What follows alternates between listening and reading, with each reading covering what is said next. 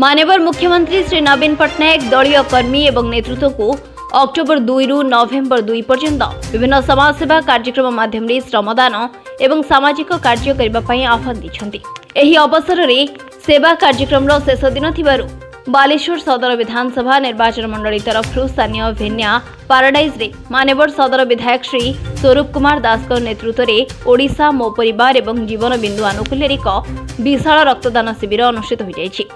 विधायक श्री दास एही रक्तदान शिविर को उद्घाटन करथिले।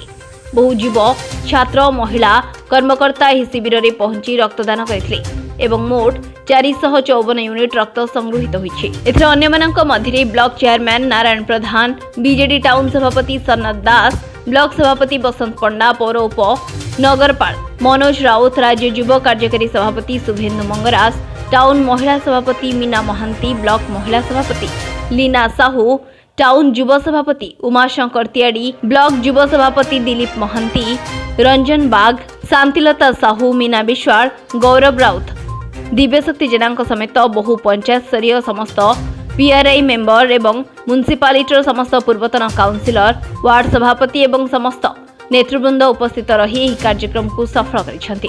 ब्लॉक बैंक अधिकारी डॉक्टर बसंत कुमार उपाध्याय एवं medical officer doctor Prashant Kumar Das उपस्थित रही यह कार्यक्रम को परिचालना करथिले।